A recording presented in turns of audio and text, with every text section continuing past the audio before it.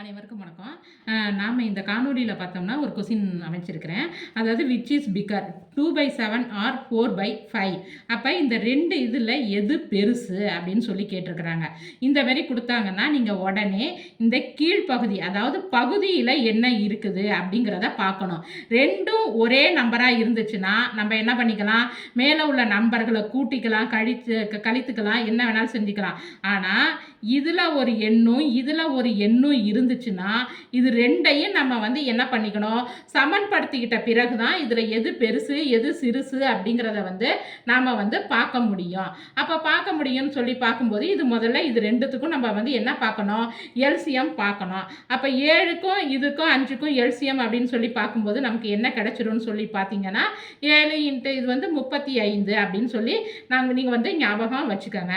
அப்போ நம்ம இது ரெண்டையும் சமமாக்கணும்னா என்ன பண்ணணும் அப்படின்னா 2/7 இங்கே உள்ள நம்பர் என்னது, 4 கீழே ஒரு 5 இருக்குதுங்களா, அப்போ 5ஆல் மேலையும் கீழையும் பெருக்கணும். அப்போ என்ன வருது, 2 × 5 = 10, 7 × 5 = 35.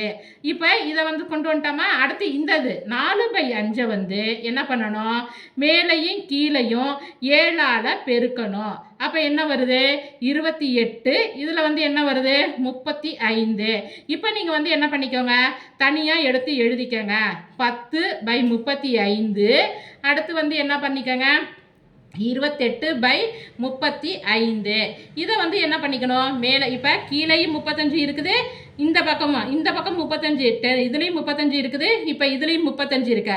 அப்போ ரெண்டு கீழே உள்ள பகுதியும் ஒரே எண்ணாக இருக்குது. இதை என்ன பண்ணணும், நம்ம மேலும் இதை எப்படி சிம்பிளிஃபை பண்ணலாம் அப்படின்னு சொல்லி பார்க்கணும். அப்போ நம்ம இதை சிம்பிளிஃபை என்ன பண்ணால் என்ன வரும், இதை 5வது வாய்ப்பாடில் அடிங்க. 2 × 5 = 7 × 5 = 35, 4 × 7 = 27, 35. அப்போ அந்த மேலே கொடுக்குற நம்பரே வந்துட்டா 2 × 7 4 × 5.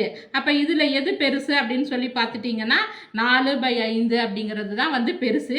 இதுலேயே நீங்கள் பார்த்தீங்கனாலே தெரியும் 28/35 தான் பெருசாக உங்களுக்கு தெரியுது. இவ்வளோலாம் எங்களால் செய்ய முடியாது மேடம், இவ்வளோலாம் அப்படின்னு சொல்லி முடிவுக்கு வந்துட்டிங்கன்னா இதுக்கு சிம்பிளாக ஒரு ஷார்ட்கட் மெத்தட் சொல்லித்தரேன் பாருங்கள்.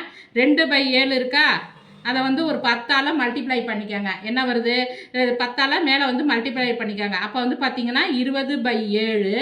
அப்போ அடுத்து பார்த்தீங்கன்னா 4/5 இருக்கா, அதையும் என்ன பண்ணிக்கோங்க, 10ஆல் மல்டிப்ளை பண்ணிக்கோங்க.